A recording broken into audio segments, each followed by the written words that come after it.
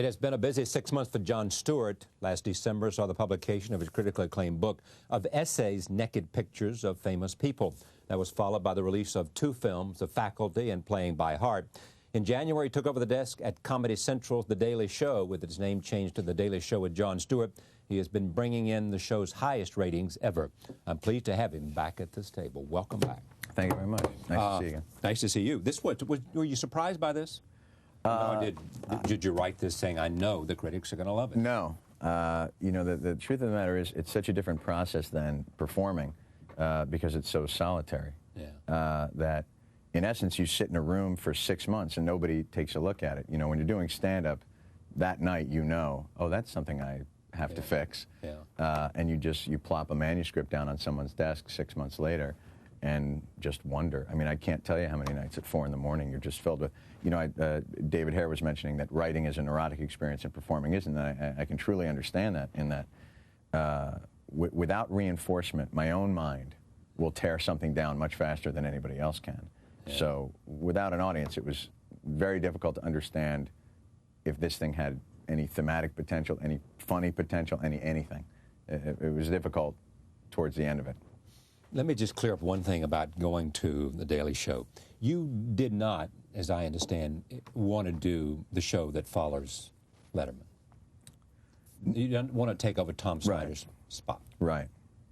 Why not? Well, in essence, those shows, I believe, in looking at past experience of watching those shows, become your entire life, artistically and otherwise.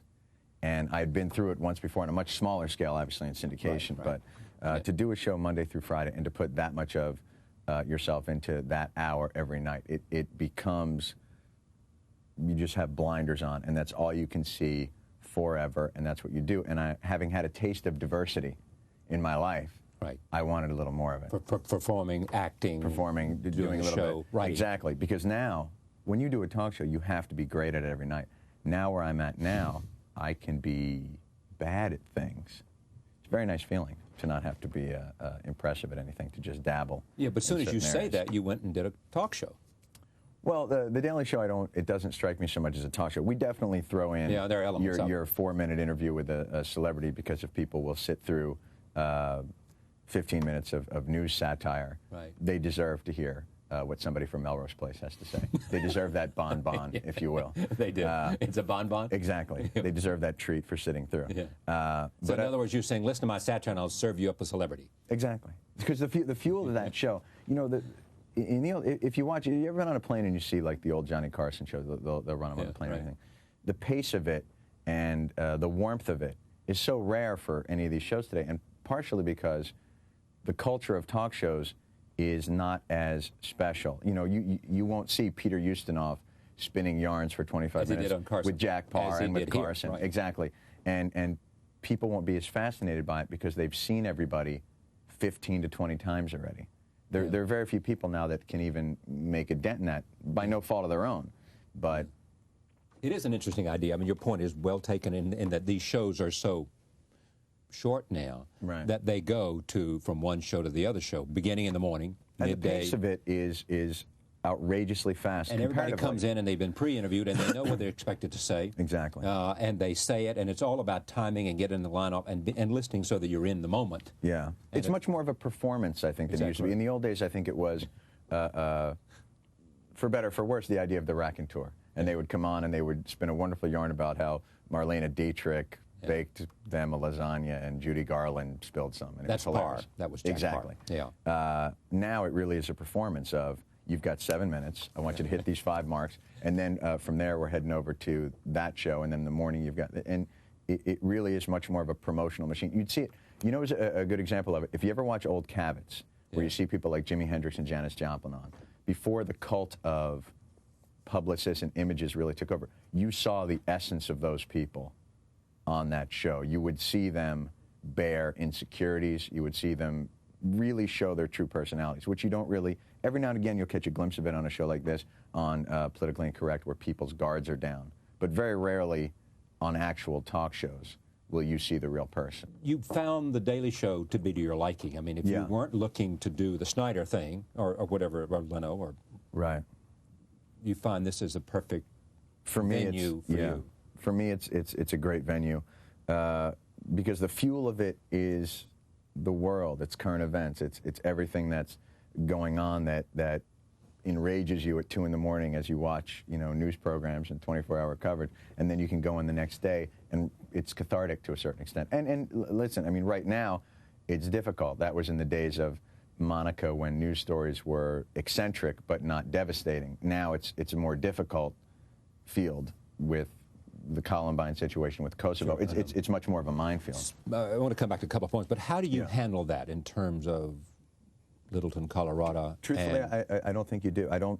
Our job is truly to entertain at that instant and to provide a counterpoint from what are horribly evocative images that are flooding the airways everyone else. I don't think it's our job in comedy and satire and everything else. Yeah, at times you can bring down and make points of irony and social order and everything else, but if you truly want to enact social change, it's not happening at the yuck-yucks. Do you know what I mean? Yeah, it's not. Right. At that point, I felt like our job was to not mention it. So you just don't mention it and say this is pure entertainment and this is not where we're going to talk about. Yeah. One of the reasons you said you did not want to do the Snyder Show in addition was because you did not want to do a program in Los Angeles. Right.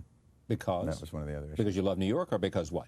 I was raised on the East Coast. There's something in the water here that makes the pizza good. I don't know what. You know what? I need my city to have a certain organic basis to it. I need to be able to see, oh, that's the harbor. And so boats pulled in and they built a warehouse. And then behind that, people had to live. There's a sense of why the structure of the city exists the way it does. When I'm in Los Angeles, I don't get that. I get the sense where they said, let's just tear out those orchards because we need to put up a studio. I get a similar sense when I'm in Las Vegas. And that it exists in sort of an artificial, almost like a terrarium that you'd build for. You know when you get a lizard when you're a kid and you build a terrarium, yes. and the lizard's not in there thinking, my God, it's just like the Amazon. He's thinking, you put a plastic rock where I was going to put my, my water. I don't get a sense. I also feel like the life out there, in the way that probably maybe investment people or financial people feel in New York, the life there is so completely focused on the industry that your life becomes an audition. That even when friends say, we're having a barbecue on Saturday, it's not really a barbecue. It's an opportunity to eat hamburgers and hot dogs with the vice president of show business. Everything is opportunity as opposed to life, and I am too weak for that. I need to be able to go into my house and shut everything down. And I've never lived out there. The longest stretch I've been out there is 2 weeks. 2 weeks? 2 weeks. And then I have to fly home. I know it sounds like a ridiculous, something else to borrow from Woody Allen, but I really find that I have no grounding out there. It just doesn't feel right. Speaking of borrowing from, you know, I mean, when you look at... Yes, Shecky Green. No. Oh, okay, good. Speaking of, I used to enjoy Shecky Green. That reminds you of the Johnny Carson show. I mean, people like Shecky Green were sort of regulars there. Buddy Hackett, Buddy Hackett, people like that. Who have you borrowed from, in a sense? Who is, it's a turning over of who influenced you? I think probably the two people that made the most impact on me were Woody Allen and Steve Martin. Oddly enough, total opposites on the ethnicity scale, but those were the two people that I think I related to most. And probably, if I were to think of what I want to accomplish in all this, those would be the two that I would hold up the highest as far as, boy, if I could have their kind of success in terms of being prolific or just being as funny as they were for as long as they were, that would be what I would look at. The thing that amazes me about both of them too is how broad they have been, while burrowing deep in Woody as a filmmaker, Steve as a writer, as well as a performer and an actor. They have been broad. I mean, what I admire is the diversity. I mean, truthfully, when you break it down, it's all the same molecule. I mean, when you look at, there's a book. I can now consider myself an author because I wrote a book, but the truth is, it really is stand-up that's been somewhat altered. It's sort of when you go to the cafeteria and the first day they're serving chicken and the next day it's chicken soup and the next day it's, chicken pot pie. It's all really chicken. It's just sort of reconfigured for various formats. Were you one of those people that when the best stand-up comedians were being given sitcoms, right. in prime time, right. and some of them making tons of money. Yes. You said, wow, that's what it's about. I'm an artist, Charles. I don't, when I see the syndication money, but did you the millions, say that? I think what I thought was I have not, to me, when people would say, oh, I watch television, television is terrible. I watch sitcoms, sitcoms are terrible. Sitcoms and television are nothing. It's like saying this glass is terrible. It's what you fill it with that, you know, the difference is, you know, Three's Company, Seinfeld. There's a huge difference. Cheers and MASH versus, you know, whatever, you know, Hello, Larry. So, you know, the actual format is it's just a form, it's just a structure. And people have been brilliantly filling it for years and years and years. And I didn't have the sense of it that I thought, boy, I could really fill that with something wonderful. I didn't have a sense that I could do that. There was a time that they talked about having you succeed in the Larry Sanders role. Sanders would leave the scene, and you take over as a kind of character in your own right. And there was a time when they thought people would really be interested in Klinger and Radar when they got home, and they would do Aftermatch. And I think they realized, after some soul searching, that is a terrible idea. Did they realize that, or did you realize that? Oh, no. I think it was never... What sprung of that show, and again, I think it's a tribute to the show in how well it blurred the lines between reality and fiction, is because we did that as a storyline, I think that became a grander issue that, oh, because they're setting it up that this fella could take the show over, then that must be the plan actually, business-wise, et cetera. But Gary is such the heart and soul of that show that it wouldn't, without him, it's ordinary. Right. Take a look at this. This is a clip from you on The Daily Show in which you were analyzing the State of the Union. Here it is. Yes. And also, like every great magician, Clinton made masterful use of his props, shining the spotlight on a mixed band of unsuspecting national heroes, including freedom fighter Rosa Parks, who, like on that bus back in 1954, was yanked from her seat, this time by a burly Tipper Gore. Sadly, in the Things Never Change department, after the address, Ms. Parks was unable to get a cab to take her back to her hotel. The president then honored Captain Jeffrey Tolliver for his brave service in Operation Desert Fox, where he downed enemy aircraft using nothing more than his creepy, hypnotic stare.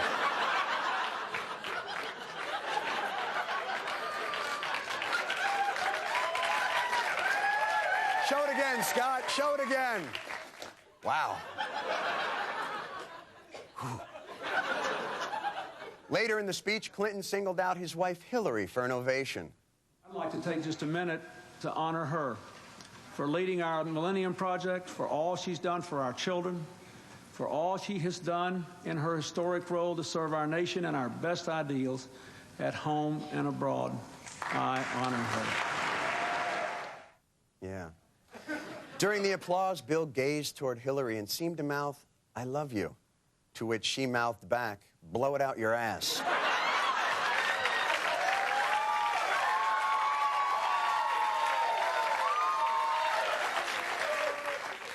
The Republican response to the State of the Union was delivered by Representatives Jennifer Dunn and Steve Largent, whose squeaky clean good looks and heartfelt folksiness made it so you could almost smell the peach pie that they had cooling on the windowsill of the house they used to conduct their evil breeding experiments. Hey, why don't you tell us about yourself, Steve? I married my high school sweetheart, Terry, a cheerleader, and for the next 14 years, I got to live every boy's dream, playing in the National Football League for the Seattle Seahawks. Well, Largent was only partially correct in that the actual dream for every American boy is to play in the National Football League for any team but the Seattle Seahawks. Talking about The Daily Show, we'll come back to what we were talking about while we were watching that. What do you enjoy the most about it? When it feels relevant. Yeah. When you feel like the anger or the humor that you would feel in something that most of the people in the country have some idea of and some opinion of, and you can get it out there that night, then it feels really relevant, and that's the most enjoyable thing in the world. Roll tape. This is a film, Playing by Heart, in which you're flirting with Gilliam Anderson, who's just had a mishap at a bookstore. Here it is. Right. Jesus. Meredith? Can we say lawsuit? Are you okay? Yeah, fine. I landed on a stack of George, plenty of padding. Meet the architect. Are you sure you're okay? Yeah, I'm fine. I can just find when theater week is on me. And dinner is on me. No, not necessary, truly. You know, I'm not just asking you to dinner as a preemptive strike against litigation. I'm asking I'll because... have dinner with you. What changed your mind?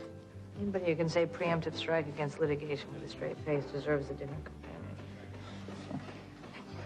You don't watch yourself doing this because? It's painful. It's there's something about it that seems, when you watch it, extremely presumptuous and not right. How do you figure to get better as an actor? Just doing it? Well, Charlie, at my current pace of 2 films every 36 years, I'm scheduled to be better in the year 2286. No, come on. I mean, do you...